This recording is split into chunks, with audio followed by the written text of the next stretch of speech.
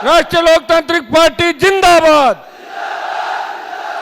बोलो तैयाजी महाराज की, रामसा पीर की। सबसे पहले तो राष्ट्रीय लोकतांत्रिक पार्टी के हमारे पूरे परिवार को और विशेषकर बाड़मेर और आपके जो नया जिला बना बालोतरा, दोनों जिले इसके अंदर शामिल है, और जैसलमेर वो भी संसदीय क्षेत्र का हिस्सा, वहां के भी जवान दिख रहे हैं।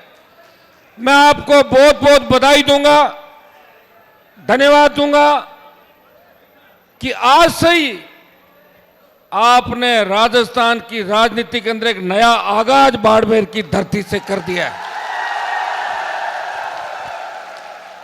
और मुझे पता है कि बाड़मेर वालों का रिकॉर्ड तोड़ना राजस्थान में किसी के बस की बात नहीं। वैसे सारे जिले ताकतवर है, किसान कौम ताकतवर है, दलित शोषित मुस्लिम हमारे साथ खड़ा है राजस्थान के अंदर, लेकिन बाड़मेर के नौजवानों ने जो ऊर्जा मुझे वसुंधरा से लड़ते हुए हमेशा दी थी, वही हनुमान बेनीवाल आज पार्टी का गठन करके इस किसान कौम की लड़ाई लड़ रहा है। उसमें मुझे याद है जब वसुंधरा से मेरा झगड़ा चल रहा था तो बाड़मेर के छोटे छोटे बच्चे अपने आप मुख्यमंत्री का विरोध करते थे, पुलिस पकड़ लेती थी लेकिन वो परवाह नहीं करते और मेरे लिए जेलों में भी गए। मैं इतना ही विश्वास आपको दिलाता हूं, मैं भी राजस्थान के अंदर नया नेतृत्व तैयार कर रहा हूं, मैं राजस्थान के अंदर नए नेता तैयार कर रहा हूं, मैं राजस्थान के अंदर हर समाज के नए नेता तैयार कर रहा हूं। लेकिन भाइयों, दुर्भाग्य से हमें जो मंजिल मिलनी चाहिए थी वो मंजिल 23 के अंदर नहीं मिली। आपके संघर्ष में कोई कमी नहीं रही। आपने पार्टी के गठन के बाद, लोकसभा में अलायंस करने के, बीजेपी से अलायंस के बाद बाड़मेर सहित 25 सीटें जिताई और गठबंधन का हिस्सा बना के मुझे दिल्ली भेजा। लेकिन जब किसान कौम पे संकट आया, जब देश की किसान कौम पुकार रही थी, जब देश का किसान बलिदान मांग रहा था कि कौन बलिदान देगा, उस वक्त इस हिंदुस्तान के अंदर अगर मेरी कौम का पहला व्यक्ति किसानों के लिए, समाज के लिए बलिदान देने आया, नागौर का सांसद था जिसने आपके सम्मान को पूरे देश के अंदर बढ़ाया। 2 साल कोरोना की गंभीर कोविड का समय आपने देखा होगा। किसी ने सोचा भी नहीं कि कोरोना काल के अंदर ऑक्सीजन सिलेंडर के अभाव के अंदर हमारे नौजवान दम तोड़ देंगे। कोविड के अंदर हमें घरों में बंद रहना होगा। कोविड में मोदी ने घंटी बजवाई, मोमबत्तियां जलवाई और पता नहीं क्या क्या करवाया कोविड के अंदर। और वैक्सीन और दूसरा कौन सा डोज दिया था, जो एक लास्ट वाला बूस्टर डोज, 2 डोज और बूस्टर डोज, क्या क्या समय हमने देखा। किसी ने सोचा भी नहीं, हमने भी नहीं सोचा। कोरोना काल के अंदर जिद करके लोकसभा को चलाया और हमारे सांसदों को जब हम बैठते थे तो पूरा शीशे से पैक करके इस तरह बिठाते थे जैसे वेंटिलेटर और आईसीयू के अंदर मरीजों को रखा जाता है। दूर से दिखता है लेकिन वो हिल नहीं पाता, दिखता कि क्या कर रहा है, वो मरीज है वहां पे। इस तरह की स्थिति सांसदों की थी। फिर भी कोविड काल के अंदर लोकसभा चलाई, जिद की। और मोदी का मुझे भाषण याद है कि कोविड के अंदर भाषण दिया था, हिंदुस्तान में कोरोना नहीं आएगा। हमने कहा यार बहुत बड़ी बात है, अगर कोरोना नहीं आएगा इससे बड़ी क्या बात हो सकती है। विश्व के तमाम देश जब हम देख रहे थे सोशल मीडिया पे, चैनलों पे, तो बड़े बड़े आप देख रहे थे हजारों लाखों की तादाद के अंदर लोग दम तोड़ रहे थे। उधर मोदी जी भाषण दे रहे थे। उनको चाहिए तो ये कि वो इंटरनेशनल फ्लाइटों में रोक लगाते और विदेश से आने वाले लोगों को रोकते, लेकिन वो तो लोकसभा चला रहे थे, उनको तो भाषण देना था, उनका टारगेट भी कुछ और था। वो कह रहे थे कि हिंदुस्तान में कोविड नहीं आएगा, और इसके चक्कर में लोग आराम से घूमते रहे। और पहला कोरोना जो हुआ उसके अंदर हम भी चपेट में आए, देश का गृह मंत्री भी चपेट में आया, सैकड़ों नेता चपेट में आए, डॉक्टर, इंजीनियर, अधिकारी, एक्टर और जो लोग थे। पहला फेज जिसके अंदर कोविड की कोई दवाई का पता नहीं था, अंधेरे में तीर चला रहे थे, किसी के ज़्यादा एंटीबायोटिक लगा रहे थे, किसी के ज़्यादा डोज लगा रहे थे, वो जीवन रक्षक जो डोज भी लगा रहे थे उनका अता पता नहीं था, किसी के आपका दूसरी थेरेपी कर रहे थे और किसी का प्लाज्मा चेंज कर रहे थे। हड़ा बोल चल रहा था मामला। जिसकी किस्मत थी वो बच गया और जिसकी किस्मत खराब थी वो चला गया। यही कोरोना का फर्स्ट फेज था। और दूसरा जो फेज था, आप देखिए, किसी ने सोचा कि हिंदुस्तान में ऑक्सीजन के अभाव के अंदर जवान दम तोड़ेंगे। दूसरा फेज मैंने मेरी आंखों से देखा। मैं पहले फेज के अंदर कोविड के अंदर था, इस जयपुर के अस्पताल के अंदर RUHS में कोई जाता नहीं था, भर्ती नहीं होता था, और ऐसा लग रहा था कि पता नहीं वापस आएंगे कि नहीं आएंगे। लेकिन लाखों करोड़ों नौजवानों की दुआ थी कि हनुमान बेनीवाल ठीक होकर वापस आएगा। मैं ठीक हुआ, आपके बीच वापस आया। और सेकंड, जब कोविड की लहर थी उस समय मैं जब अस्पतालों का दौरा कर रहा था, मेरे नागौर अस्पताल का मैंने दौरा किया, मुझे लोगों ने बताया, ये बातें बतानी इसलिए आवश्यक है कि आपको हर चीज ध्यान देनी चाहिए कि क्या क्या वक्त बीता था और कौन क्या कर रहा था उस वक्त जब लोगों को आवश्यकता थी, नेताओं की, लोगों को आवश्यकता थी सरकार की, लोगों को आवश्यकता थी ऑक्सीजन सिलेंडर और दूसरे कोरोना को नियंत्रित करने वाले जो भी हमारे वेंटिलेटर से लेकर जो उपकरण थे उनकी आवश्यकता थी। भाइयों, नागौर अस्पताल के अंदर में गया, कलेक्टर, ADM तमाम लोग आए। मैंने कहा भाई आप ये बताओ कि मरीज दम क्यों तोड़ रहे हैं? 2, 3, 4 मौतें हुई शुरुआत के अंदर। तो कहा साहब सही बात तो ये है कि ऑक्सीजन सिलेंडर कम मिल रहे हैं हमारे को। ऑक्सीजन सिलेंडर कितने चाहिए जिले को? 400 चाहिए। मिल कितने रहे? 80। तो मैं क्या, आप क्या करते हो? बोले साहब हम ये करते हैं, डॉक्टरों ने कहा हम ये भी मैसेज नहीं देना चाहते कि ऑक्सीजन के अभाव में मर गए तो हम धीरे धीरे ऑक्सीजन देते हैं तो अंदर ही अंदर रात को मर जाता आदमी। ये सही बात है भाई। मैंने वहां बैठ के और नागौर में 400 ऑक्सीजन सिलेंडर व्यवस्था कराई रात से पहले पहले। मैं ये नहीं कहता कि मैंने बचा लिया सबको, लेकिन ऑक्सीजन सिलेंडर के अभाव में उसके बाद किसी व्यक्ति ने दम नहीं तोड़ा उस संसदीय क्षेत्र के अंदर। और 50 लाख रुपए कोविड के अंदर इस राजस्थान का पहला MP था जिसने 50 लाख रुपए दिए और वेंटिलेटर खरीद के चालू भी कराए हाथों हाथ। ये शुरुआत की मैंने। अभी जयपुर के अंदर जो गैस त्रासदी हुई थी, भजनलाल भी गए थे वहां पे, कांग्रेस के कई नेता गए, बड़े व्यथित दिख रहे थे, उनकी फोटो और रील चल रही है। अरे किधर से जल गया, कितना जला, जैसे कोई बहुत ज्यादा अंदर से पीड़ित हो। लेकिन रील कैसे बने? रील बनाने के लिए गए, 1 रुपया किसी ने नहीं दिया।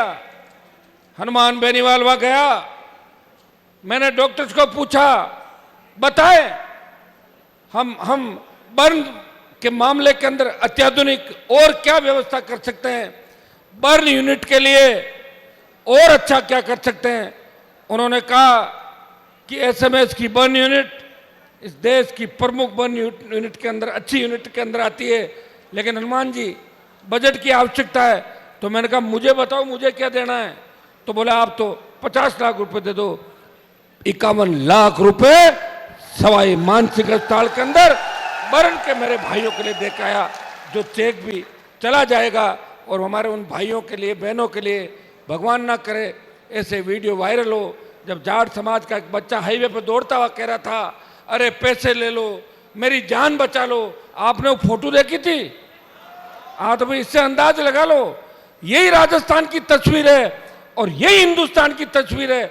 अगर लड़ना चाहते हो, अपने बच्चों का भविष्य ठीक रखना चाहते हो, छोटे भाई बहनों की रखवाली करना चाहते हो, अगर चाहते हो कि आपका अपमान नहीं हो और लोग हंसे नहीं, अगर चाहते हो कि किसान की पगड़ी किसी सामंत के आगे उतरे नहीं, अगर चाहते हो इस राजस्थान के अंदर कर्ज मुक्त किसान, फ्री बिजली, टोल मुक्त राजस्थान, सशक्त लोकायुक्त, रोजगार और पेपर लीक की घटना करने वाले तमाम दोषी सलाखों के पीछे और जो जो भर्तियां हुई उनमें फर्जी जो है वो भर्तियां कैंसिल हो और नए सिरे से हमारे पढ़ने वाले बच्चे, किसान के बच्चे बच्चियां उन भर्तियों के अंदर वापस सेलेक्ट हो। अगर ये चाहते हो तो हनुमान बेनीवाल को ताकत दो। चुनाव तो हो गए, बड़े गीत गाए जाते थे कि नागौर के सूरा, क्योंसर का सूरा बीरा, तो हरा दिया क्योंसर के अंदर। मुझे बताऊंगा 1 लाख वोट, अगर दूसरी जातियों के 50,000 वोट होते हैं, वो 50,000 के 1,10,000 डाल देते हैं, अपने नेता को हारने नहीं देते। लेकिन 1 लाख वोट और 65,000 शेड्यूल कास्ट के वोट कितने हुए? 1,65,000, 15,000 मुसलमान, 1,80,000 और टोटल वोट कितने? 2,85,000। 2 लाख वोट होते हुए भी अपने ही नेता को उन सामंती ताकतों के सामने, जिसने कहा कि मेरी मूंछ कटवा लूंगा, तुम मूंछ नहीं कटवा पाए। अपनी इज्जत को इस तरह उस किले के अंदर देखा कि किस तरह पगड़ी की बेइज्जती हो रही थी। मैं तो खड़ा हूं, लेकिन आप एक बात बताओ, कोई भी गाड़ी चलती है उसमें डीजल की आवश्यकता होती कि नहीं होती, या पेट्रोल के बिना चलेगी?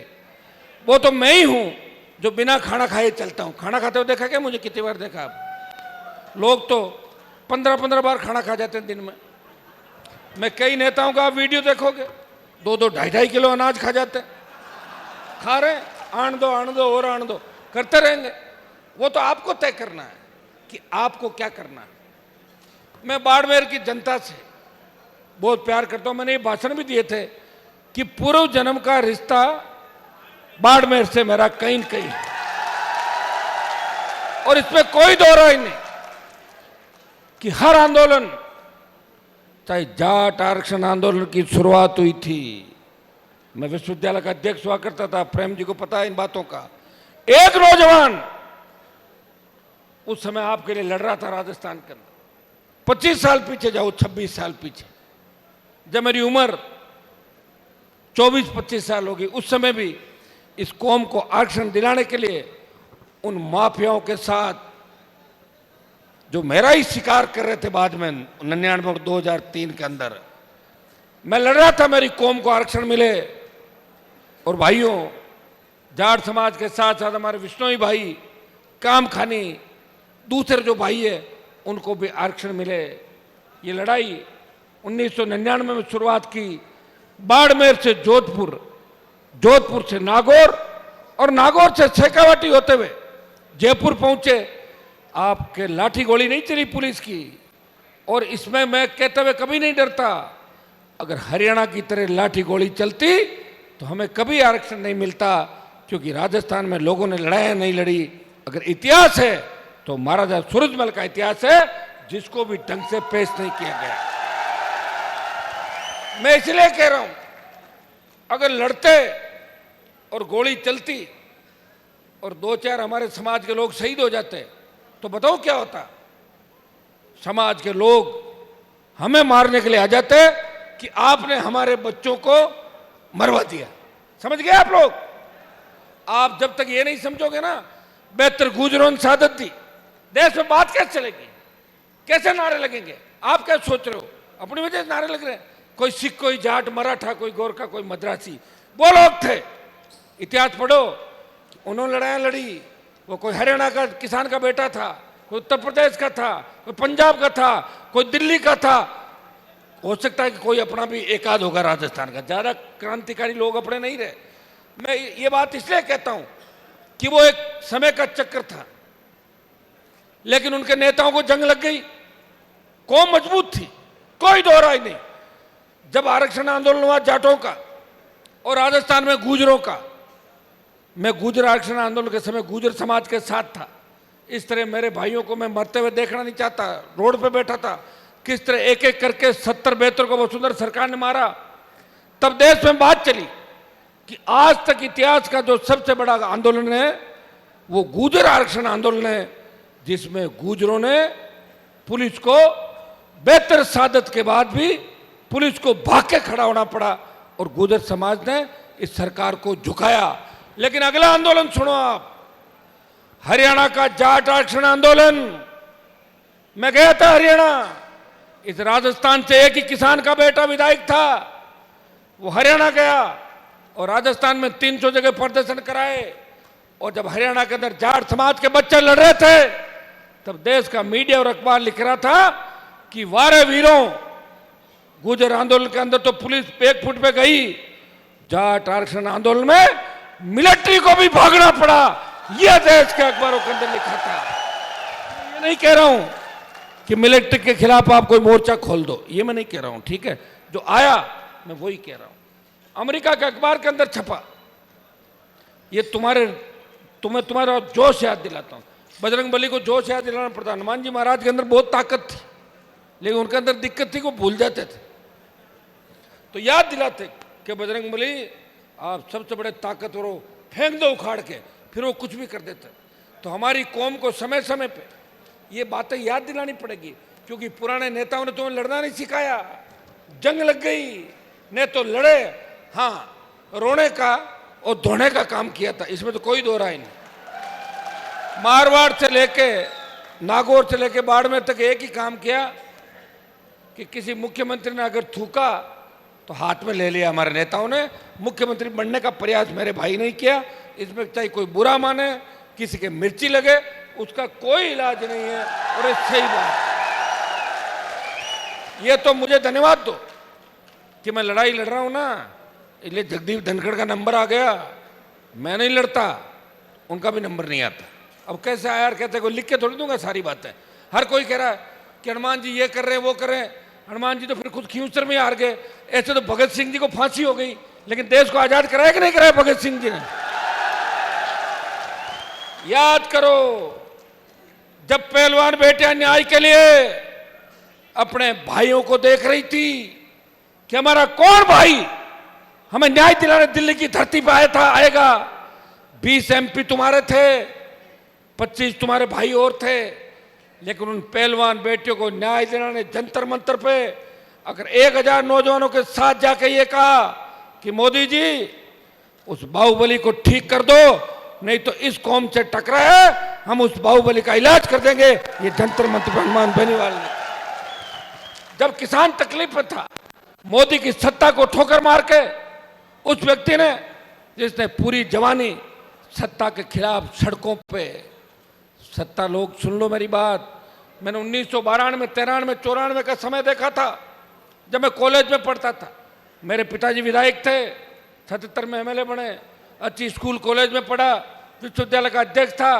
चाहता तो जयपुर के आसपास कोई इलाका ढूंढ लेता और वहां से विधायक बन जाता। लेकिन हमें लोग कहते थे कि तुम नागौर के लोग तालाब का पानी पीते हो, शेखावाटी के लोग कहते कि नागौर में तो भैंस भी वहीं बैठती है और आदमी भी वहां पानी पीता है। ये बात मुझे चुभ गई।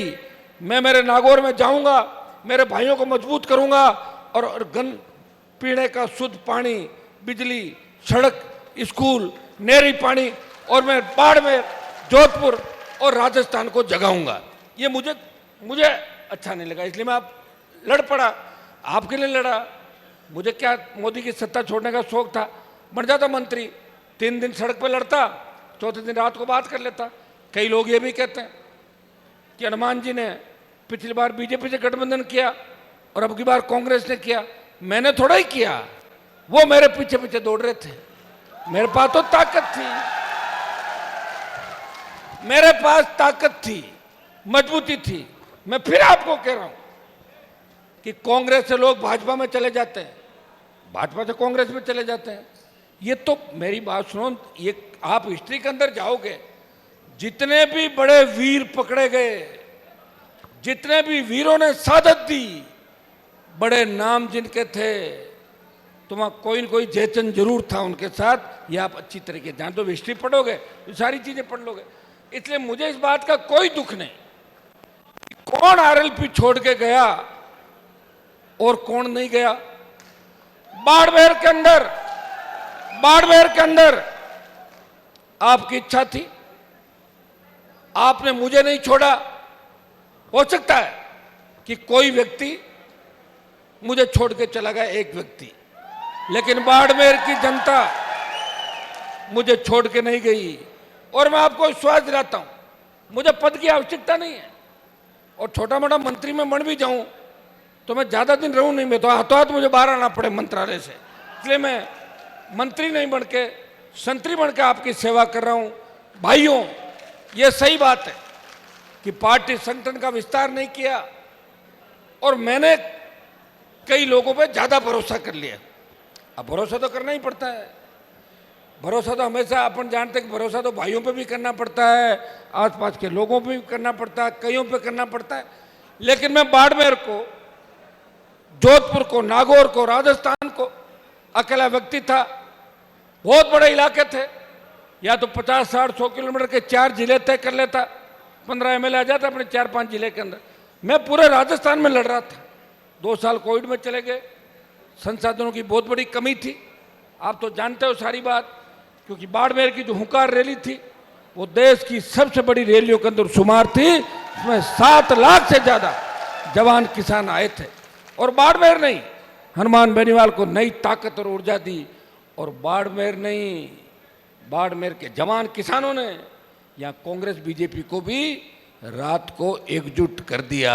बाड़मेर के जवानों के जोश ने यह कहा कि अपने एक हो जाओ, वो नागौर से क्यों आ रहा है, आपको क्या तकलीफ है? चुनाव लड़ने थोड़े आ रहा हूं, मेरे भाइयों की मदद करने के लिए आ रहा हूं, और आगे भी आऊंगा। चुनाव का रिजल्ट कुछ भी रहे, कुछ भी नहीं रहे, लेकिन मेरे भाई के अगर सुई भी देश के अंदर चुभी तो हनुमान बेनीवाल उस जगह भी जाएगा। गुजरात के राजकोट के अंदर जिस तरह राजकुमार की हत्या की गई, तो आपके समाज के नेता नहीं है क्या? वहाँ के राज्यपाल है अपने समाज से, देश के उपराष्ट्रपति है, दिला देता हाथों सीबीआई जांच, मैंने मना किया क्या? लेकिन हनुमान बेनीवाल लड़ेगा। भाइयों, लड़ते लड़ते लड़ते लड़ते दुश्मनियाँ तो दुनिया भर की बढ़ जाएगी, और वोट अगर अपने को नहीं मिला तो फिर उम्र तो रुकेगी नहीं मेरे से। या तो कोई ऐसा टीका आ जाए कि 200 साल उम्र और हो जाए तो मैं ढाणी ढाणी चला जाऊं। कई लोग कहते हैं कि साहब वोट तो आपको देना चाहते थे, हमारे दादाजी गुजर गए, वहां आप मौका नहीं आए। अब बताओ, एक आदमी कहाँ कहाँ जा सकता है? साहब शादी में नहीं आए, तो मैंने कहा मैंने टाइम तो नहीं दिया। बोले टाइम तो नहीं दिया, मैंने आपका नाम लिखा दिया था। अरे मेरे भाई, मुझे लोकसभा में रहना पड़ेगा, विधानसभा में रहना पड़ेगा, लेकिन मैं मेरे लिए थोड़ी जी रहा हूँ, मैं तो आपके लिए तो लड़ रहा हूँ। 1998 से लेके 25 साल अगर मैंने समय दिया तो मेरे भाइयों को, किसानों को, दलितों को, शोषित तबके को राजस्थान के अंदर समय दिया। और जब मैं 19 के अंदर गया तो यूपी, हरियाणा, दिल्ली के लोग कहते थे कि राजस्थान में कहाँ है पार्टी, तो मैं उनको दिखाता, कर कितने फॉलोअर आपके, लेकिन मैं तो कांग्रेस बीजेपी है। और बात सही भी है, जब चुनाव हुए वोट 1-1.5 लाख ज़्यादा आ गए, और हमने भी प्रयास किया कि गठबंधन के साथ, हमारे शेड्यूल कास्ट के भाइयों के साथ एएसपी, आरएलपी मिलकर लड़े और एक मैसेज पूरे देश के अंदर जाए। प्रयास में कोई कमी नहीं रही। 15 लाख के लगभग वोट हमारे आए, लेकिन वो वोट कम था, व्यवस्थाएं ठीक नहीं थी। अब वोट कम आने के कारण भी सुन लो, अब वोट कम क्यों आए।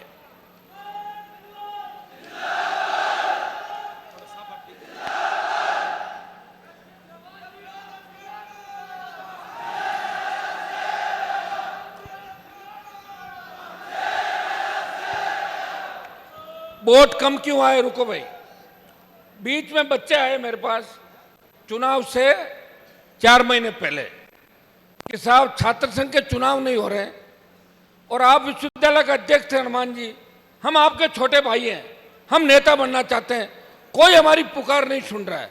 मैंने कहा कोई पुकार नहीं सुना है तो मैं बैठा ही हूं।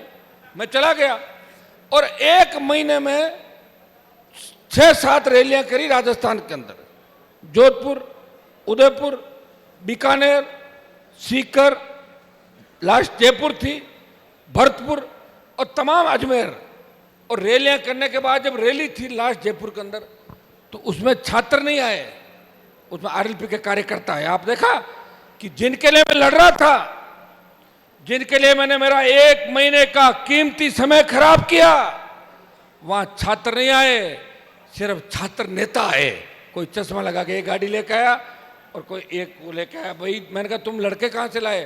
बोलते अब लड़के नहीं, हम तो 2 जीप भर के लाए, 2 गाड़ी में 15 लोग लाए। जिनके लिए मैं लड़ रहा था वो छात्र ही नहीं आए, नौजवानों की लड़ाई थी। मैंने पहली बार देखा कि हनुमान बेनीवाल की रैली के अंदर इतने कम लोग, क्योंकि रैलियां तो 5 लाख, 7 लाख, लाख, 2 लाख, 50,000 जब चाहे आप कर देते हो। तो ये आखिर कारण क्या था? तो कारण ये निकला कि छात्र नहीं चाहते कि चुनाव हो, सिर्फ छात्र नेता चाह रहे हैं कि चुनाव हो। समझ गया आप बात? पढ़ने वाले नहीं चाह रहे थे। फिर भी मैंने मेरे भाइयों के लिए लोकसभा में मामला उठाया, इस विधानसभा में गया तो वापस उठाया कि छात्र संघ के चुनाव कराओ ताकि गांव के किसान के बेटे बेटियां मजबूती के साथ आगे आए। 1 महीना मेरा चला गया। फिर कई लोगों ने कहा रथ यात्रा करो, निकला रथ लेकर राजस्थान में। आधा राजस्थान ही कवर नहीं हुआ, चुनाव से पहले की बात थी। मेरे भाइयों, मैं वो लड़ाई लड़ रहा हूं जिसको लड़ने की कोई सोच भी नहीं सकता। लड़ाई तो छोड़ो, सोच भी नहीं सकता। आप, मैं कह रहा हूं, 5-5 बार मंत्री रहे, अरब खरबपति लोग जिनके पास साइकिलें नहीं थी, राजनीति से पैसा कमाया, उनको पूछ लो कि अपनी पार्टी के आला कमान के खिलाफ बयान दे सकते क्या? औकात है क्या किसी पार्टी के नेता की? बात करवा देना मेरी औकात हो। मैंने ही दिया था, मैंने दिया। लोग कह रहे हनुमान जी तो पार्टी बदल रहे। पार्टी नहीं बदल रहा हूं, पार्टी बनाई। बदली किसने? बनाई पार्टी भाई, बनाई। और ये आपके थान सिंह बैठे चुनाव लड़ा, मंच पे और लोग बैठे, बाड़मेर से लड़े, 63-64 उम्मीदवार लड़े, 18 के अंदर लड़े। लेकिन थोड़ा सा राजस्थान के नौजवान तो चाहते हैं बदलाव हो, उसके लिए समय भी चाहिए, संगठन की बहुत बड़ी आवश्यकता है, पैसे की बहुत बड़ी आवश्यकता है। कई बार लोग कहते हैं कि साहब पैसा क्यों नहीं कमा लेते? मैंने कहा पैसा कमाने की सोच भी लूं तो मोदी और अमित शाह, सुनो प्रेम जी, मैंने कहा पैसा कमाने की सोच भी लूं तो मोदी और अमित शाह ईडी सीबीआई भेज के मुझे अंदर डलवा सकते हैं। डलवा सकता है कि नहीं डलवा सकते? तो अभी कहां से डलवाएंगे? अभी तो अगर ईडी का छापा पड़े तो 10-15 हज़ार रुपये, 10-15 जोड़ी पैंट शर्ट मिले, उसमें तो केस नहीं बनता ईडी का। तो आप जानते हो सारा हालत क्या है। अब आपसे छुपी नहीं। हाँ, अगर कोई पागल भाषण दे देता है और कोई पागल ये कह दे कि हनुमान बेनीवाल के पास 5,000 करोड़ रुपए, पागल की बातों में नहीं आना कभी भी, समझ गया ना? पागल तो पत्थर भी फेंक देता है, कुछ भी कर देगा। इसलिए आप कभी इन बातों का ध्यान मत रखना। अगर मुझे पैसे का और सत्ता का सुख भोगना होता तो 2003 के अंदर वसुंधरा के साथ घूम लेता और फिर गहलोत के पास आ जाता, फिर वसुंधरा के साथ घूमता, फिर गहलोत के साथ आ जाता। क्योंकि लोग तो यही धंधा कर रहे हैं राजस्थान के अंदर।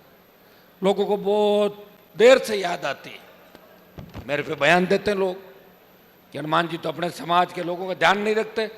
अगर मैं समाज के लोगों का ध्यान नहीं रखता तो महिपाल मदेरणा जी का जो मामला हुआ था, उसमें एकमात्र विधायक था राजस्थान की विधानसभा के अंदर। घर पे तो कोई भी बकवास कर सकता है, उस असेंबली के अंदर बोलना कि हमारे इस भाई के साथ अन्याय हुआ और उसकी बेटी को 18 के अंदर विधायक बना दिया, जब उस परिवार को आवश्यकता थी मेरी 18 में। अब कोई मैं कांग्रेस पार्टी का ध्यान थोड़ी रखूंगा। अब कोई कहते साहब हनुमान जी, अब राहुल गांधी की शादी का मैं ध्यान रखूंगा क्या? उसकी होगी कि नहीं? कह दो आपका क्या कहते लोग कि हनुमान जी आप तो राहुल जी के साथ ही बैठते हो, उसकी शादी करा दो। मैं कहता हूँ मेरी तो खुद की लेट हुई थी शादी, मैं कहाँ से करा दूँ शादी? बताओ मुझे कि साहब ये करा दो, वो ऐसे नहीं। सपने लेना अलग बात है, सोचना अलग बात है। आप इतना ही सोचो। और मैं आपको विश्वास के साथ कहता हूँ और ये वचन दे रहा हूँ आपको, जिस दिन मुझे सत्ता में जाना होगा, मैं उससे पहले 2-3-4 लाख लोगों को आपको बुलाऊंगा, आमंत्रित करूंगा, खाना खिलाऊंगा और फिर हाथ जोड़ के कहूंगा अब मैं थक गया, अब दूसरा नेता देखो, मैं अब सत्ता के अंदर आपकी मदद करने के लिए जा रहा हूं। वहां भी आपकी मदद होगी। बता दूं, सत्ता छोड़ के कोई नहीं जाता। जो लोग 92-93 के अंदर अशोक गहलोत का थैला उठाते थे, 25-30 साल बाद उनको याद आता है कि अशोक गहलोत किसानों का विरोधी। तो 30 साल क्या था? मदेरणा साहब तो खुद विधानसभा का अध्यक्ष थे, जब अशोक गहलोत सीएम था, परशुराम मदेरणा विधानसभा का अध्यक्ष बन गए। हनुमान बेनीवाल नहीं था किसी के। मैंने कहा मेरी कौम का अगर दूल्हा आता है मैं बाराती बन जाऊंगा, मैं दुल्हन नहीं बनूंगा। आया तो नहीं कोई। बातें करने में क्या है, बातें कर लो, क्या रील बना दो, कोई श्रीनगर की रील डाल दो, कभी बर्फ उछाल दो, डाल दो। सर कह रहे ओहो जबरदस्त रील आई है। तो मुझे लग रहा बाड़मेर के अंदर भी रीलें ज्यादा चल रही है आजकल, और रील से ही लोग जन नेता बनना चाहते हैं। रील से जन नेता नहीं बन सकता। एक आध बार तो कुछ भी हो सकता है, लेकिन 2 बार 3 बार 4 बार 5 बार सरकारों से लड़के, अलग अलग पार्टियों से लड़के खुद का वजूद पैदा करना, उसमें बहुत बड़े संघर्ष की आवश्यकता है। और उस संघर्ष राजस्थान के अंदर किसी ने नहीं किया। पारिवारिक तकलीफें, माफिया से संघर्ष, उन भाजपा कांग्रेस के बड़े नेताओं से संघर्ष, और गहलोत के बेटे को हरा के यह संदेश दिया कि किसान कौम के जिनके बच्चों को गहलोत ने तंग किया वो तो अपने बापों का बदला नहीं ले सके, लेकिन हनुमान बेनीवाल इस किसान कौम के लिए उनके बेटे को हरा के वो बदला भी पूरा 19 के अंदर मैंने किया था कि नहीं किया था, बताओ मुझे। अब लोग कह रहे हैं कि साहब आपने वोट उधर डला दिए। दो जब दिखते हैं ना, तो जब अपन तो खुद सक्षम है नहीं। मैंने आपको क्या बताया, 1 लाख खियूचर में वही हवा निकल गई खियूचर वालों की, देखा आपने 1 लाख का। तो जो 2 दुश्मन आते हैं उसमें एक चीज तय करो कि बड़ा दुश्मन है ना उसको पहले मार लो, छोटे वालों को बाद में मार लेंगे। समझ में आ गई आपके बात? तो यही तो मैं कर रहा हूं, और क्या कर रहा हूं, और मैं क्या कर रहा हूं। ये राजस्थान में जो तूफान आने वाला है ना 28 का, उससे पहले की शांति थी, वो बाड़मेर से एक नई क्रांति के रूप में आज निकलेगी, और पूरा देश देखेगा कि बाड़मेर वाले मजबूती के साथ हनुमान बेनीवाल के साथ खड़े हैं। लोग ये कह रहे थे कि हनुमान की पार्टी को तोड़ लिया, बाड़मेर में आरएलपी को खत्म कर दिया। वो लोग ये नहीं जानते बाड़मेर में आरएलपी का विधायक नहीं था। 3 विधायक जो आए थे, 2 नागौर जिले से आए थे, एक जोधपुर से आया था, लेकिन बाड़मेर का नौजवान, किसान, दलित, शोषित, ये तबका हनुमान बेनीवाल के साथ था। लाखों वोट इन्होंने दिए, लेकिन जीत का समीकरण नहीं बना। और मेरे भाइयों, मैं तो दिल्ली के अंदर लड़ाई मेरे साथ बाड़मेर की तो लड़ रहा था। मैं तो चाह रहा था कि 2 सीट मिले, जिसमें बाड़मेर और नागौर मिले, और मैं मेरे किसी भाई को साथ लेके जाऊं राष्ट्रीय लोकतांत्रिक पार्टी से। लेकिन गहलोत, उस समय तो कांग्रेस के तमाम आपके यहाँ के नेता जिनकी मैंने 18 के अंदर मदद की, सारे शामिल हो गए, 10, 15, 20। एक ही काम करो, आरएलपी को खत्म कर दो। तो मैंने कहा एक नेताजी को भी मिल गए थे, मैंने कहा आरएलपी को खत्म करने को चले थे, अब खुद का क्या वजूद है, आगे भविष्य है क्या आपका? आप तो अपने से छोटी उम्र के लोगों के पैर छू लेते हो। शर्म आने की बात है, ऐसा काम नहीं करना चाहिए आप लोगों को। मैं तो वजूद वाला व्यक्ति, में परवाह नहीं करता किस चीज़ की। और यहाँ तो आप लोगों को मेरे लिए लड़ने के, मान लो लोकसभा और विधानसभा, वहाँ कितने लोग अंदर जाते हैं लड़ने, वहाँ तो अकेला ही लड़ता था। आप मेरे पुराने भाषण निकालते हो नहीं निकालते हो? वो निकाला क्या कि राजा साहब 2 नंबर का काम करके बन निकाला? सुनो, लोकसभा को और निकाल देना। और कोई अगर याद आपको बच जाए कि भाई उसको कुछ कहना तो बता देना, नाम ले देना, 2 दिन बाद उसको भी कह दूंगा जिसको कहोगे। मैं चाहता हूं कि प्रदेश, देखिए विधायक बनने के बाद मैंने सोचा कि मेरे भाइयों को मजबूत कैसे करूं। तो मजबूत हो एकदम तो कैसे हो सकते हैं? मेरे का संघर्ष करेंगे, लड़ेंगे, हुंकार के माध्यम से। किसान कर्ज माफी, अगर किसान का एक बार कर्जा माफ हो जाए तो हर व्यक्ति मेरे समाज के साथ साथ, अब मेरे समाज की बात इसलिए कह रहा हूं, 22% आबादी, शेड्यूल कास्ट को जोड़ो, मुस्लिम जोड़ो, तमाम जातियां जब आती है, तो ये जो यूपी बिहार वहाँ क्या बना, यादव मुस्लिम, कभी एससी मुस्लिम, तभी तो मुख्यमंत्री बने। भाई तीसरी पार्टियां कामयाब इसलिए हुई कि बड़ी जाति के साथ उस इलाके के अंदर 1-2 जातियां और जुड़ी, और फिर उन्होंने तीसरा उम्मीदवार खड़ा किया, निकल गए सारे के सारे। लोग तो जातिवाद का आरोप लगाते हैं, लेकिन लोग ये नहीं भूलते कि कल आवश्यकता पड़ती है, परसों पड़ती है, 3 दिन बाद पड़ती है। कौन बोलेगा? बीजेपी वाले तो सरकार के खिलाफ बोल नहीं सकते, और कांग्रेस वाले ये कहेंगे देखो भाई आपने वोट नहीं दिया गहलोत साहब को उस समय, अगर हमारी सरकार होती तो ये कर देते। मैं कल कांग्रेस के लोगों का बयान पढ़ रहा था, पुलिस के हमारे जवान, इन्होंने कहा सांकेतिक हड़ताल, पुलिस हड़ताल पर नहीं जाती, ये चले जाए तो क्या कर ले, कोई एक मिनट कुछ कर ले, ये कहते हम तो हड़ताल में जाएंगे तो क्या कर लेंगे, नई भर्ती थोड़ी करेंगे, चले जाओ एक दिन बाद वापस लाएंगे। शुरुआत नहीं करी इन्होंने, धन्यवाद इन सबको, किसान के बेटे हैं, हम इनकी तकलीफ को जानते हैं, हम हमेशा इनके साथ रहते हैं। लेकिन कांग्रेस के नेताओं को मैं ट्वीट पढ़ रहा था, वो कह रहे थे कि पुलिस कांस्टेबलों, हेड कांस्टेबल और अन्य जो पुलिस कर्मी हैं इनका ध्यान रखना चाहिए। तो गहलोत साहब आप रख लेते ना, 1.25 साल पहले आप ही तो सीएम थे, उसमें आप कर देते सारी घोषणाएं, ताकि भजनलाल को काम नहीं रहता है, पहले आप कर देते सारी। लेकिन चुनाव के लिए गमछा हिलाना, मुख्यमंत्री बना था क्या आपके कोई घर में, पहले परिवार में था क्या मुख्यमंत्री? तो बड़े सपने ले रहे हो मुख्यमंत्री के। मुख्यमंत्री बनने के लिए तो वापिस जीतना पड़ेगा, और जीतने के लिए वापिस गांव में जाना पड़ेगा, और जीतने के लिए इन जवानों के बीच जाना पड़ेगा। ये 18 साल से लेके 40 साल का नौजवान, जो मिलाजुली का खेल चल रहा है राजस्थान के अंदर, दादी नानी के नाम पे 7 दिन विधानसभा ठप, मुद्दा वो उसकी दादी थी। अरे दादी थी तो उसमें क्या गलत हो गया, दादी थी और नहीं थी तो मना कर दो, दादी नहीं थी, कोई मुद्दा होता है क्या? वह उसकी नानी थी, वो उसकी दादी थी, शाम को बैठ के हाथ मिलाना, क्यों सर का परिणाम आया, उसके बाद गले मिल रहे हैं कांग्रेस के पुराने सभी यूं, हमने जीत लिया। क्या जीत लिया तुमने? मैंने तो 0 से शुरुआत की, मेरे पिताजी मेरे लिए 25,000 वोट छोड़ के गए 1993 में। कितने? 25,000 लास्ट वोट आए थे उनके। 25,000 वोट को राजस्थान के अंदर 10 लाख पे ले गया। मेरे पिताजी का सम्मान पूरे देश के अंदर बढ़ाया, और इस कौम का सम्मान बढ़ाया। आज हरियाणा, उत्तर प्रदेश, लखनऊ के एयरपोर्ट पे चले जाओ, मुंबई के अंदर अभी जाट समाज का कार्यक्रम हुआ, बेंगलोर, हैदराबाद, दिल्ली, पता लगना चाहिए कि हनुमान जी आ रहे हैं, पता लगना चाहिए मेरे भाइयों। लोग अपना आप कहते हैं कि भाई धन्य है इस कौम का ये बेटा जो सारी जातियों के लिए लड़ रहा है और सबकी मदद कर रहा है। ये संदेश देना बहुत मुश्किल है मेरे भाई।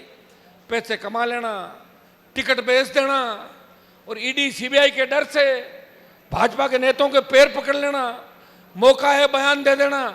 अब पैसे वालों की देखो, इस तरह तो मैं टक्कर पैसे वालों से ले नहीं सकता, आप भी जानते हो, लेकिन पूरी ताकत के साथ लड़ूंगा।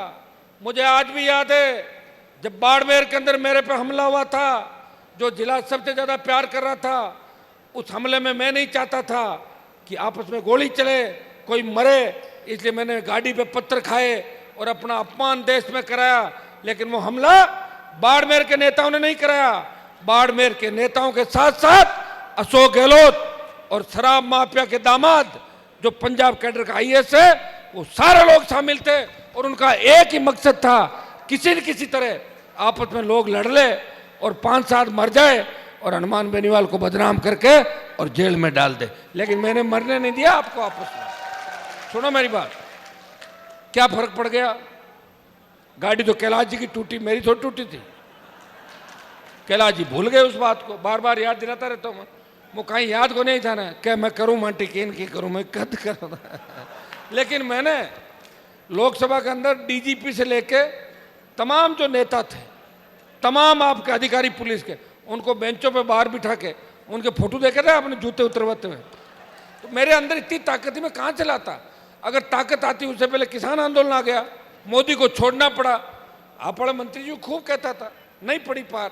तो भाई ये तो तय है कि बाड़मेर का कोई नेता तो ये नहीं चाहता कि हनुमान बेनीवाल बाड़मेर के अंदर आए, वो कोई नहीं चाहता। लेकिन जवान किसान ये चाहता है कि हनुमान बाड़मेर के अंदर आए। मैं डिस्टर्ब, और मैं आपको विश्वास दिलाता हूं, मैं जब भी यहां आया आपकी बात को ऊंचा करके गया। मुझे याद है टिड्डी का जब मामला लोकसभा के अंदर उठाया था, तो साउथ के कई नॉर्थ ईस्ट के एमपी कहते थे व्हाट इज टिड्डी, टिड्डी टिड्डी, अरे टिड्डी मैंने कहा ऐसे खा जाती है, पूरा कर लेती। प्रधानमंत्री से सरकार का बयान दिलाया कि फसल बीमा के तहत टिड्डी का जो मामला था उसमें हम पैसा देंगे। अगर यह पैसा नहीं आया उस समय का, मैं आपको विश्वास दिलाता हूं कि एक दिन मुझे अगर और बैठना पड़ा, मैं वापस आऊंगा। सदन की घोषणा है देश के प्रधानमंत्री की तरफ से कि टिड्डी प्रभावित इलाकों को विशेष पैकेज नहीं देके इसको प्रधानमंत्री फसल में कन्वर्ट करके किसानों को मुआवजा दिया जाएगा। ये आपके लिए कराया। दूसरा, बजरी माफिया। बजरी माफिया ये कहता था कि जो भी नेता उसके खिलाफ बोलता है वो पैसों के लिए बोलता है। वो रेट तय कर रखी थी उसने, किसी के 10 लाख, किसी के 20 लाख, किसी के 50 लाख, किसी के 1 करोड़। लेकिन बजरी माफिया का पाला मेरे से पड़ा। बजरी माफिया का ऐसा इलाज किया कि घर पे ताले, एक तरफ ईडी, एक तरफ सीबीआई, और विदेश भगा दिया। बीच के अंदर विदेश भागना पड़ा। और बजरी की दरें जो 700-800 थी, अभी तो अपना आप ही चला रहे हो बजरी का मामला, मुझे पता है, कोई डर नहीं है। लेकिन मैं विश्वास दिलाता हूं, बजरी 50 रुपए से लेके 100-125 रुपए के अंदर अंदर राजस्थान के किसान को बजरी मिलेगी। ये हनुमान बेनीवाल की लड़ाई थी। क्या बजरी सिर्फ जाट समाज ही काम लेता? बताओ मुझे, दूसरे समाज लेते हैं तो वोट तो नहीं डाले। बजरी के लिए तो मैं लड़ा, 15 रैली की, भूल जाते लोग। सड़क पर टोल देंगे, पुलिस के डंडे खाएंगे, फिर भी वोट उसी सरकार को देंगे, एक बार कांग्रेस और एक बार भारतीय जनता पार्टी। अगर आप चाहते हो कि लड़ाई को मजबूत करना है और राजस्थान में व्यवस्था बदलनी है, तो बाड़मेर से खाली मेरा टाइम ही खराब करना चाहते हो तो 51 का हो गया, और 4 साल बाद 55, और उसके बाद 10 साल वैसे नहीं कि लड़ाई लड़ी थी, उम्र भी तो डलती जा रही। अगर तुम बाड़मेर से पढ़ लो इस कार्यक्रम से कि हनुमान जी, और ध्यान एक ही चीज का रखना, आप पिछली बार की तरह नहीं करना कि कोई मेरे साथ गाड़ी में ज्यादा दिख रहा है, वही आरएलपी का मालिक है और वो भाग रहा है, उसके पीछे पीछे भाग के उधर वोट डाल दो। एक ही ध्यान रखना है कि राष्ट्रीय लोकतांत्रिक पार्टी मजबूत कैसे हो। नए नेता बनाएंगे आपके, मैं थोड़ी लड़ूंगा चुनाव, मैं तमाम जगहों पे आपकी राय सलाह मशविरा करके आने वाले समय के अंदर मजबूती हम देंगे। पंचायत राज चुनाव भी आ रहा है, आपका जैसा मन हो अपन बात कर लेंगे। आज तो आप लोगों ने, मैंने प्रोग्राम नहीं दिया, आज तो आपने मुझे प्रोग्राम दिया कि आपको आना है। यह आपने मुझे कहा, मैंने नहीं कहा 16 का। मैंने कहा मैं 16 का कहाँ हूँगा, मुझे लोकसभा में जाना सुबह। आपने कहा आना ही पड़ेगा साहब, हमने खुद ही रख लिया। अब तो ऐसा नेता आपको मिलेगा क्योंकि प्रोग्राम खुद आप ही रख रहे हो। बेचारा घूमता रहता है कि अरे बाड़मेर रख दिया, कहीं सीकर रख दिया, उधर जाओ बीकानेर रख दिया। क्योंकि आज आपका जो जोश मैंने देखा बालोतरा से लेके पचपदरा से लेके बाड़मेर तक, मुझे पूरा भरोसा है कि 4 साल बाद हजारों लाखों तादाद में मतदाता और जुड़ेंगे, जो नए बच्चे बड़े हो रहे हैं। और पुरानी सोच के लोग, कांग्रेस के लोग तो गुटबाजी के अंदर खत्म हो जाएंगे, आप चिंता मत करो। कांग्रेस में तो 2 गुट नहीं 5 गुट है, तो ये बिखर जाएगी पार्टी। जिन्होंने राष्ट्रीय लोकतांत्रिक पार्टी को तोड़ा, जिन्होंने तेजाजी महाराज की उस आशीर्वाद से बनी पार्टी को तोड़ा, कांग्रेस को उसी दिन श्राप लग गया। नहीं तो कांग्रेस पार्टी के 11 MP आए तो नहीं, पिछली बार कहाँ गए? तो कांग्रेस यही तो थे सारे, क्या हुआ? और यहाँ के जो समीकरण थे मेरे भाई, बयानों पे मत जाओ, यहाँ भी आपकी बात कैसे रही थी, आप सब एक दूसरे अंदर से जानते हो, सब लोग इन बातों को जानते हो। मैं तो इतना ही आपको कह सकता हूं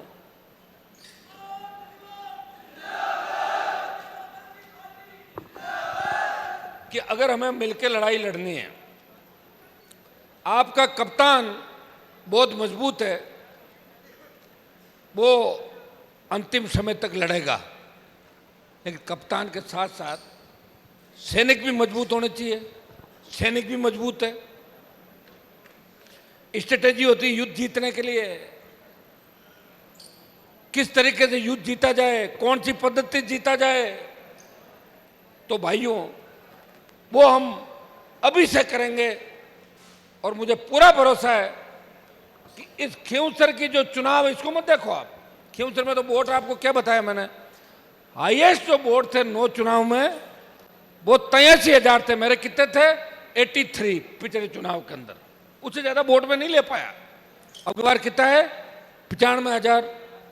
कांग्रेस बीजेपी की गोद में बैठ गई, सरकार ने पूरी ताकत लगाई, धन बल जितना वो कर सकते हैं। और मैं धन्यवाद दूंगा खींवसर के उन दूसरे 95,000 लोगों का जिन्होंने सरकार से झगड़ा करके संघर्ष करके, कांग्रेस तो खत्म हो गई, वहां पे 4-5 हजार वोट आए कांग्रेस पार्टी के। और राजस्थान में भी क्या स्थिति है, आज विपक्षी कोई भूमिका निभा रहा है तो आरएलपी आपको विपक्षी भूमिका निभाती हुई दिखेगी। मुझे याद है 10-15 साल पहले राजस्थान के तमाम 33 जिला मुख्यालयों पे ज्ञापन कोई पार्टी नहीं दे पाई, कांग्रेस बीजेपी के अलावा। अगर 33 जिला मुख्यालयों पे ज्ञापन देके आंदोलन किए, 36 कौम के लड़ी, तो राष्ट्रीय लोकतांत्रिक पार्टी इस राजस्थान के सम्मान को बचाने की लड़ाई लड़ रही थी। मेरे छोटे भाई जो मंच पे बैठे हैं, जिन्होंने कभी ये नहीं कहा, एक ही बात कही, क्या है भाई साहब का आदेश, लेकिन मैंने कभी कानून व्यवस्था नहीं बिगाड़ी राजस्थान की। ये छोटे छोटे लोग जो कानून व्यवस्था की बिगाड़ने की बात करते हैं, उनको पता ही नहीं कि जिनके साथ लाखों लोग होते हैं, कानून व्यवस्था जब चाहे बिगाड़ सकते हैं। लेकिन किन के लिए बिगाड़े, क्यों बिगाड़े? वहाँ भी हमारे भाई, फोर्स में हमारे लोग, इधर हमारे लोग, और जो काम प्यार से होता है उसमें संघर्ष की क्या आवश्यकता है? दिमाग से काम लेना है, लेकिन दिमाग के साथ साथ जोश और होश भी रखना है।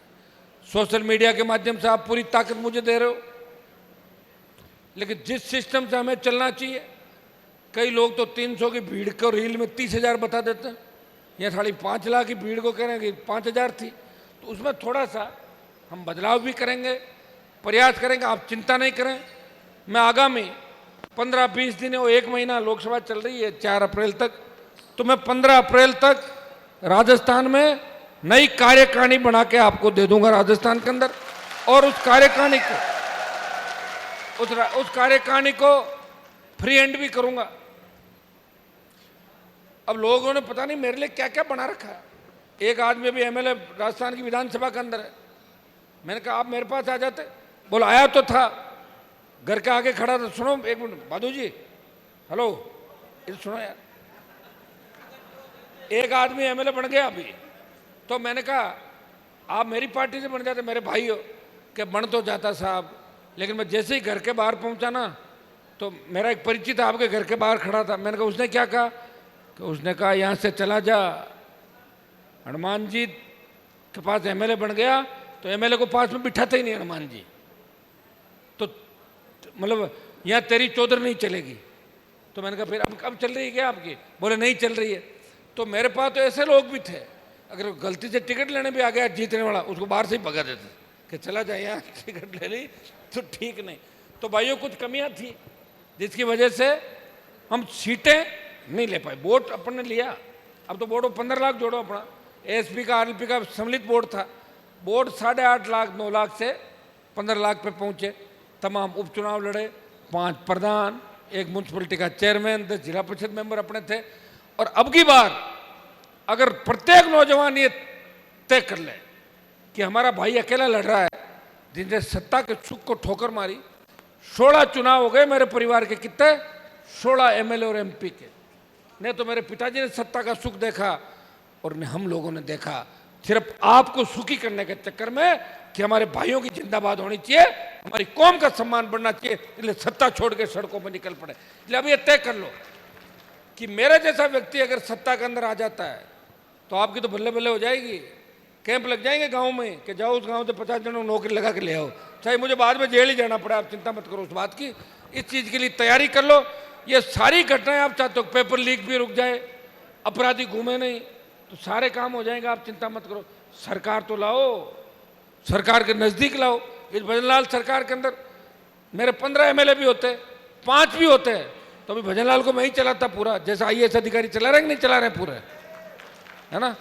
तो चलाता कहाँ से? आए नहीं विधायक। लड़ाई तो लड़ ही रहा हूँ, कांग्रेस से भी लड़ रहा हूँ, बीजेपी से लड़ रहा हूँ। दिल्ली में इंडिया अलायंस में बैठा जरूर हूँ, लेकिन इंडिया अलायंस वाले कौन से मेरे से खुश है, फिर भी मैं उनके साथ खड़ा रहता हूँ। पता नहीं कौन कौन से मुद्दे लाते हैं। कांग्रेस कहीं एक मुद्दा लाती है, इतम टीएमसी दूसरा लाती है, डीएमके तीसरा और समाजवादी पार्टी चौथा। मतलब इंडिया अलायंस के अंदर भी मुझे लग रहा है कि स्थितियाँ अच्छी नहीं है। 15 गुट है कितने, हाँ, और बातें करें प्रधानमंत्री बन जाए, कैसे बनेंगे बताओ मुझे। मुझे तो लग रहा है ये हमारे ऊपर वाले उनसे मिले हुए दोनों से, ये चाहते हैं कि इसी तरह काम निकलता रहे, बंगला गाड़ी सुरक्षा ये मिलती रहे, हमारा काम बढ़े और देश जाए बाढ़ के अंदर। तभी तो हालात हो रहे मेरे भाई। लोग तो वोट डालना चाहते हैं, लेकिन डाले कैसे? मोर अपने पैरों की तरफ देख के रोता है कि काश मेरे पैर अच्छे होते। मोर कितना खूबसूरत होता है, लेकिन आप तो देना चाहते हो वोट, लेकिन टिकटें बिक जाती है। अभी जो 11 सीट आने के बाद कांग्रेस पार्टी का माहौल बना राजस्थान में, हम सबका माहौल बना, मेरी पार्टी को तोड़ा, मुझे कमजोर किया। मैं हमेशा इनके लिए लड़ता था सड़कों में भारतीय जनता पार्टी से। और दूसरा काम क्या किया कि साहब हमें तो ईडी और सीबीआई पेपर लीक में बचा लेना। 4 जगह कांग्रेस ने अपनी जमानत जब्त कराई, टिकटों का सौदा किया। जब ऐसे सौदे होने लग जाते हैं तो जवानों का दिल टूट जाता है। आज आप मेरे से क्यों प्यार करते हो? आपको पता है कि हनुमान जी जब भी आवश्यकता पड़ेगी अकेले जान हथेली पे लेके हमारे लिए आएंगे, किसान के लिए आएंगे, दलित के लिए आएंगे, शोषित के लिए आएंगे, सर्व समाज के लिए आएंगे और अन्याय के खिलाफ हमेशा लड़ते हैं। इसलिए आप मेरे से प्यार करते हो। और मेरा किसी नेता से कोई झगड़ा नहीं है। मैंने तो अपने समाज, दलित, मुस्लिम, इन तमाम कोई 50 से ज़्यादा नेताओं की मदद कर दी। जब वो संकट में थे, रुमाल हिलाने वाले की भी करी 2018 के अंदर आ गया था, मेरी मदद करो मर जाऊंगा। मैंने कहा मरने नहीं देंगे, मैं बैठा हूं ना। जीवा दिया, कईयों को जीवाया। लेकिन अब सब मिलके ये सोच रहे हैं कि हनुमान जी कैसे हमारे झुंड में शामिल हो। ये नारे लगते हैं, शेर आया शेर आया, वो कैसे बर्दाश्त करेंगे आप बताओ? एक नेता मुझे बोला कांग्रेस पार्टी का, मैंने कहा आप मेरे से क्यों चिढ़ते हो? मैंने तो आपके लिए नागौर के अंदर कांग्रेस को खत्म कर दिया था, तभी तो आपका नंबर आया जाट समाज के अंदर। बोले हमारी आपसे कोई नाराजगी नहीं। मैंने कहा बताओ जो है।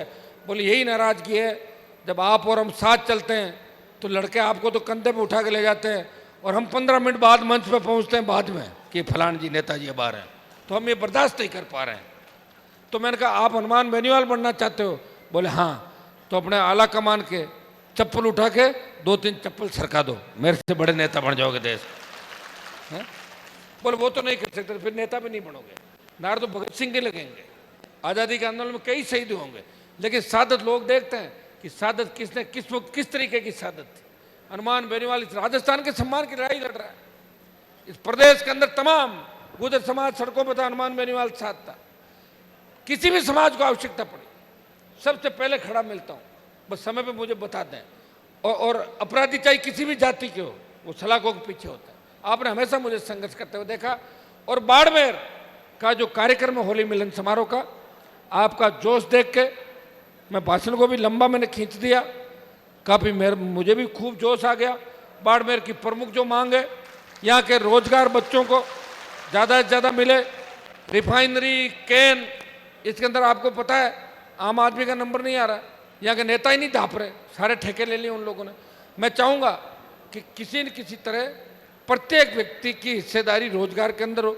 CSR फंड खर्च नहीं हो रहे बाड़मेर के अंदर, नर्मदा का पानी बाड़मेर के खेतों के अंदर कैसे आए, किस तरह की योजनाएं बने कि हमारा मारवाड़ का हर खेत के अंदर सिंचाई हो, हर व्यक्ति को अच्छी शिक्षा मिले, कानून का राज हो। कोई गुंडा बदमाश जिस तरह वीडियो वायरल करते हैं, आप देखिए, दौसा की एक लाइब्रेरी का फोटो आता है जिसमें एक बच्चे को मार दिया जाता है। अब बताओ, लाइब्रेरी में अगर हमारे बच्चे सुरक्षित नहीं, हमारी बेटियां स्कूल कॉलेज जाती है, पता लगता है कि बदमाशी हो गई। जब हमारे बच्चे सुरक्षित नहीं, बेटियां सुरक्षित नहीं, जब हम खुद सुरक्षित नहीं, तो काय की व्यवस्था है? उखाड़ के फेंक दो इस व्यवस्था को। और उखाड़ के कैसे फेंकोगे? वोट की ताकत से। वोट कौन देगा? आप। दिलाएगा कौन? आप लोग दिलाओगे। नौजवानों की ताकत के आगे अंग्रेज भाग गए थे। पहली जो सादत थी, मंगल पांडे, तांत्या टोपे, भगत सिंह, सुखदेव, राजगुरु, याद करो उनको, जिनके नाम से अंग्रेजों को पेशाब आ जाता था। भाइयों, वो ताकत आपको दिखानी है। ताकत ऐसे मत दिखाना कि लड़ाई झगड़ा करके पत्थर फेंक के आ जाओ। ताकत ये दिखानी है कि हमें एक बार सरकार के अंदर राष्ट्रीय लोकतांत्रिक पार्टी को लाना है। अगर आप कहोगे तो राजस्थान में पंचायत चुनाव लड़ाएंगे। अगर आप ताकत के साथ कहोगे तो पंचायत चुनाव लड़ाएंगे। और पंचायत चुनाव लड़ने के लिए फिर आप तैयार हो जाओगे सारे, तो चुनाव भी लड़ा देंगे, अपने लोग भी आ जाएंगे और पार्टी का कैडर भी तैयार हो जाएगा। वो अपन मिलकर बात करेंगे, ये कोई मुद्दा नहीं है।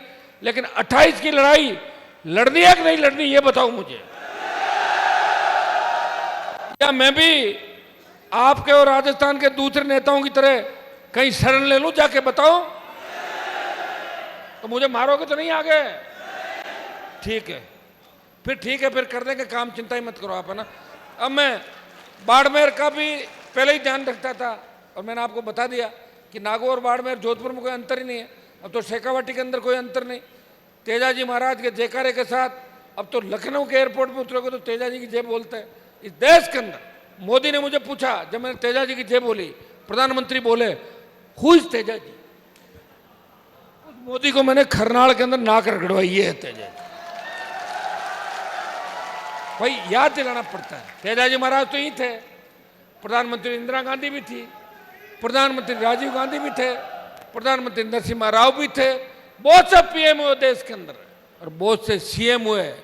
या नहीं आए 2008 के बाद जब आपने हनुमान को राजस्थान की विधानसभा के अंदर भेजा, उसने तेजाजी के जयकारे विधानसभा में लगाए, लोकसभा में 2 बार लगाए और देश के अंदर वीर तेजाजी महाराज के नाम से मैं कह रहा हूं जाटों के साथ साथ गुजर, धाकड़, मीणा, एसी, मुस्लिम तमाम लोग तेजाजी के गाने पर नाचते हुए नजर आते हैं। आपने वसुंधरा और भजनलाल को भी और गहलोत को भी तेजाजी के नारे पर नाचते हुए देखा था, ठुमके लगा, देखा कि नहीं देखा? और कोई बचा हुआ है उनको भी मैं नचवा दूंगा, ये मैं आपको विश्वास दिलाता हूं। तैयारी कर लो। तो बाड़मेर से यही जोश 2028 तक रहेगा। 2-3 बातें मैं कहूंगा बड़े भाई के नाते, वो भी सुन लो। एक तो जो डेमो देता हूं ना सड़क पे गाड़ियों का स्टैंड, ये नहीं करना है।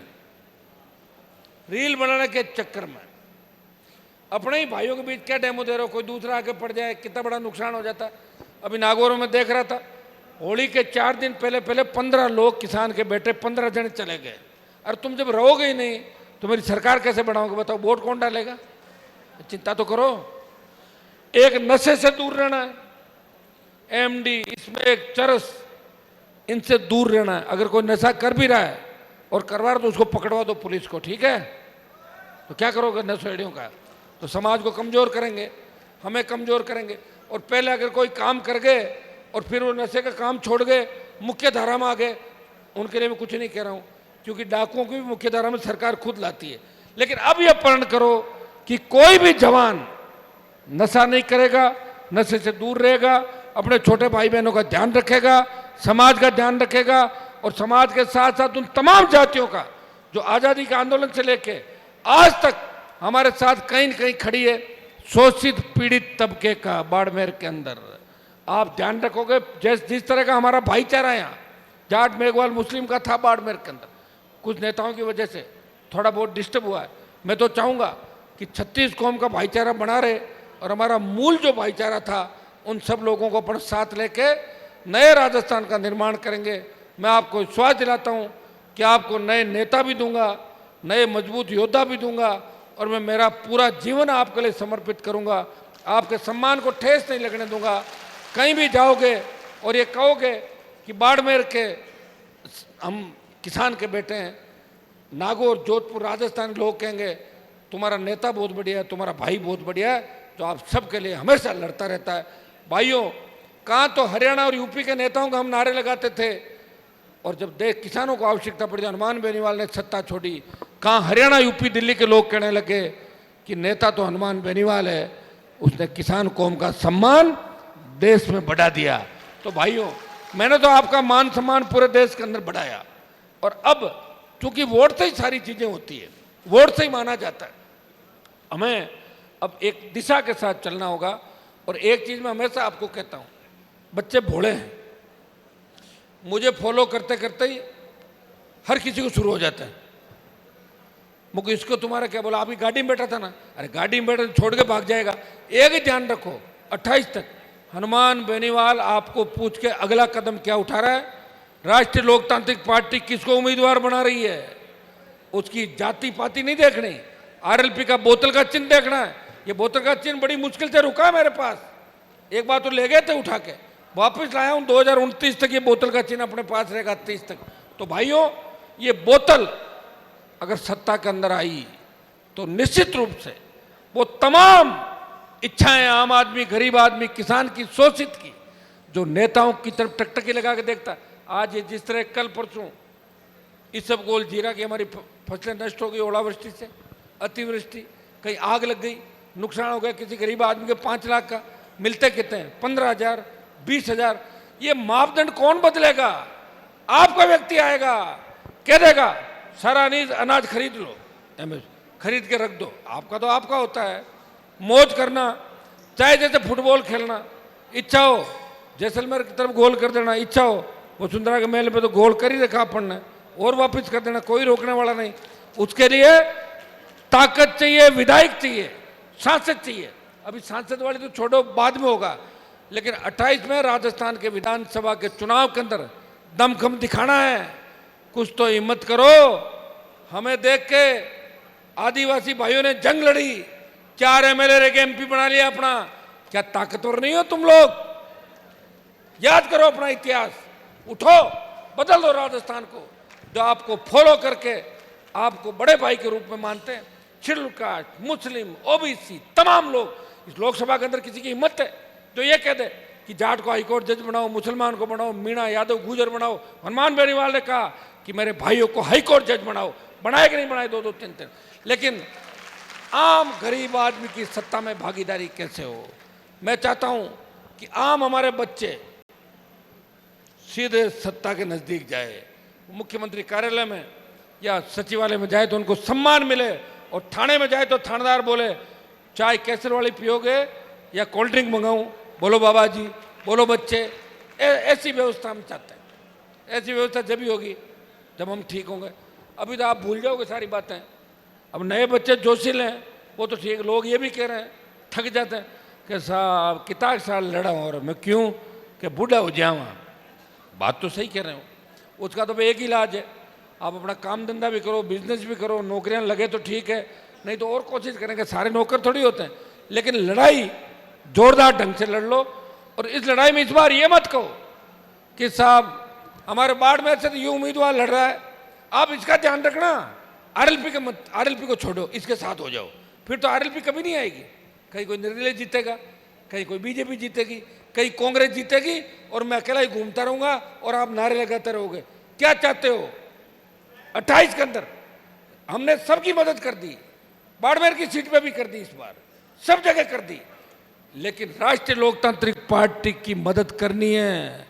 अब इस पौधे को तैयार करना है, वट वृक्ष बनाना है। ये देश के किसानों की आत्मा, देश के जवानों की आत्मा RLP के अंदर बसती है। भाइयों, RLP का जब नाम लेते हैं तो उत्तर प्रदेश, हरियाणा, दिल्ली के अंदर किसान के बेटे कहते हैं कि साहब आप RLP को यहाँ मजबूत करेंगे हम।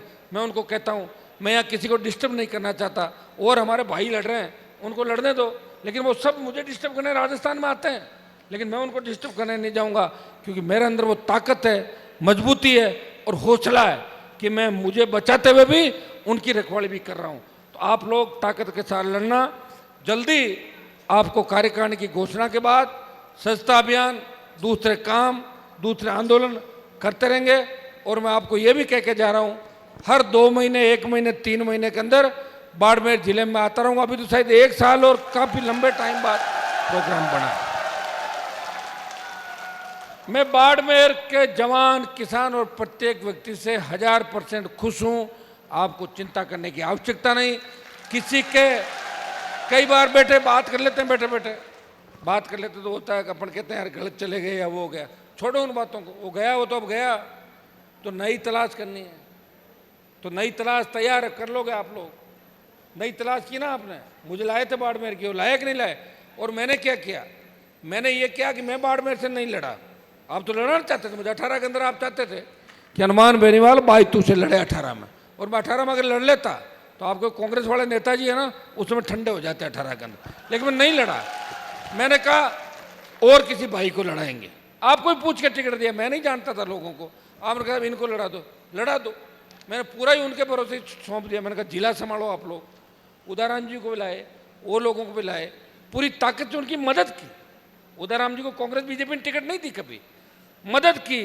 2-2, 3-3 हेलीकॉप्टर की सभाएं, जितना और कोई चीज़ की आवश्यकता होती चुनाव के अंदर, लेकिन दुर्भाग्य से वो चीज़ें रह नहीं पाई। रोज समीकरण अभी तक अपना रह जाता तो 23 में कम से कम 5 विधायक बाड़मेर के अंदर आते मेरे भाई। आप समझ रहे हो सारी बातों को। लेकिन फिर भी मैं आपको विश्वास दिलाता हूँ मेरी जंग इस राजस्थान को बचाने के लिए जारी रहेगी। माफिया के खिलाफ मैं लड़ाई लड़ता रहूंगा।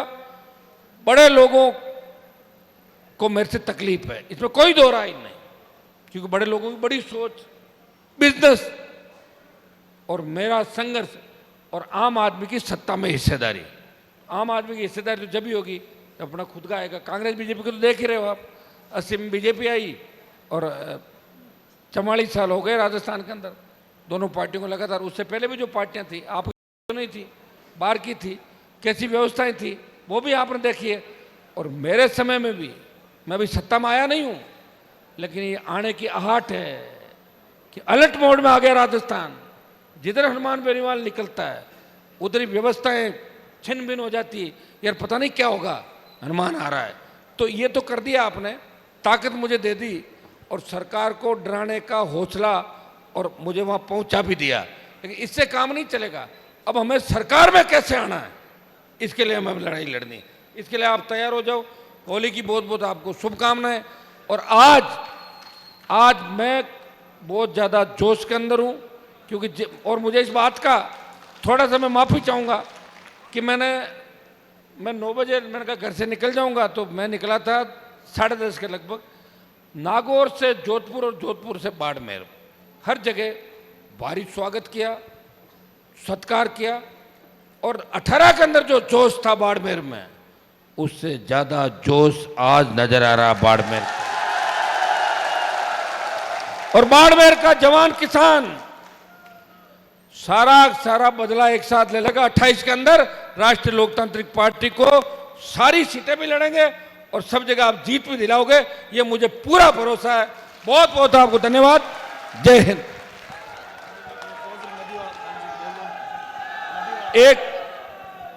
एक 2-3 यहाँ के बाड़मेर के मामले थे। एक तो हमारा सौपदम सिंह कौन है, तेजाजी महाराज के मंदिर की मूर्ति वाला जो मामला था, ये मैं घोषणा ही करके जा रहा हूं कि उसी जगह जहां गांव वाले चाह रहे हैं मूर्ति लगवा देंगे आपके, ठीक है। एक जोजरी लूणी बांडी नदी प्रदूषण का मामला उठाया, इसको खाली उठाने से नहीं होगा, इसका कुछ न कुछ इलाज करके और ट्रीटमेंट प्लांट वहाँ लगे ताकि लोगों को राहत मिले। और दूसरे बाड़मेर के अंदर मुझे बता रहे थे कि फसल बीमा का क्लेम और कुछ किसानों को मुआवजा नहीं मिला। उसके लिए मैं बता दूं, आज ही मैं यहाँ से चेतावनी देके जा रहा हूँ कि राजस्थान की सरकार समय रहते बाड़मेर के जो उसके लिए कोई धरने की आवश्यकता नहीं पड़ेगी, तो यहाँ से कहना ही काफ़ी है। कलेक्टर सुन रही होगी, मुख्यमंत्री उसमें भी सुन रहे हैं। बाड़मेर का जो भी मुआवजा बाकी है, अगर धरना देना पड़ेगा, तुम लोग 100 पहुंच जाओगे तो वही 5 लाख माने जाएंगे। आरएलपी का एक व्यक्ति भी राजस्थान के अंदर जहाँ खड़ा हो जाता है और ये झंडा जहाँ दिख जाता है, सरकार की सांस फूल जाती है कि आरएलपी का झंडा यहाँ है। और एक ट्वीट पे सरकार हिल जाती। भाइयों, तो ये जो मुआवजे का मामला है, रोजगार का जो मामला है, इन सबको अपन नए सिरे से इसमें अपन करेंगे, मुआवजा भी दिलाएंगे, तमाम जो आपके काम है उनको भी कराएंगे। अब सब लोग अलग खाने की व्यवस्था भी कर दी, सारी व्यवस्थाएं एक एक करके बारी बारी से अपने अपने घरों को प्रस्थान। पैकेट आपको ये बताएगा गजेंद्र, मैं एक बार बैठूंगा, उसके बाद एक बार कोई गाना चलाएंगे, पता नहीं कौन सा गाना वाना, लेकिन मैं नहीं नाचूंगा। मैं नाचूंगा नहीं, मैंने नाचने वाला काम आजकल दूसरों को दे रखा है। क्या कौन सा है? हाथ कर लेना थोड़ा। सुनो तो बच्चों, अभी सुनो, अब हिलना मत, सब बैठ जाओ एक बार आप लोग। अगली जो बात, बैठो। बहुत बहुत आपको धन्यवाद। ज्ञापन 2 मिनट बाद ले लेंगे ना, तो ज्ञापन वालों बुलाओ। पहले एक बार 2-4 ज्ञापन लेंगे, तब तक कोई नहीं आएगा, है ना। 2-4 ज्ञापन। प्रेम जी एक फोटो लाना चाहते, ले लो। केवल ज्ञापन वाले इनको आने दो भाई, वो महिला उनको आने दो, रास्ता दे दो यहां से फटाफट। हाँ, 2-3 जने ही हैं, जल्दी आ जाओ। आप आने दो उनको, ओम जी लाओ थे, लाओ। अभी एक बार रुको, ज्ञापन वालों को आने दो। हाँ दो ना, जाओ उधर। हाँ, अरे एक बार ज्ञापन लाने दो, फिर पोस्टर का भी कर दो। कर दो पोस्टर का पहले। इन माता जी को आने दो इधर से, 1 मिनट, है ना। 1 मिनट रुको, है ना, ये हो जाए पोस्टर का, फिर एक से एक बार सारे लोग पीछे रहे अभी, है ना। 2-5 मिनट धैर्य रखें। ये माताएं बहनें इनको ज्ञापन देने दें। आ जाओ, आप आ जाओ। 1 मिनट रुको भाई, हो गया, इनको आने दो। ये सुबह से बच्चे को लेके बैठे हैं। ज्ञापन हो गया, जगह थोड़ा साइड हो जाओ। सीधा पकड़ो एक। अरे पैर नहीं पकड़ना, अरे क्यों मारो मने? ये इसमें लिखा हो ध्यान है, ये पढ़ लेंगे और आपका पीछे रहो सारे लोग।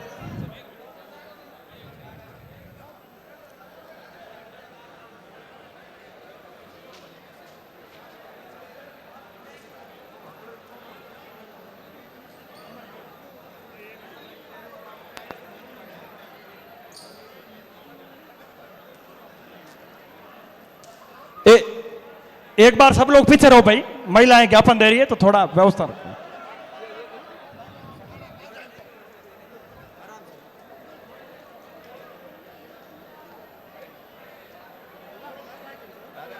पूरी पूरी मदद करेंगे आपके, है ना। थोड़ा सब लोग पीछे रहो भाई, सब लोग थोड़े पीछे हो जाओ। इनको एक बार उतरने दो, छोटा बच्चा है इनके। सबका ज्ञापन देंगे, 2 मिनट थोड़ा लारे रहो, नहीं तो परेशानी को नहीं आगे। व्यवस्थित दे दो भाई।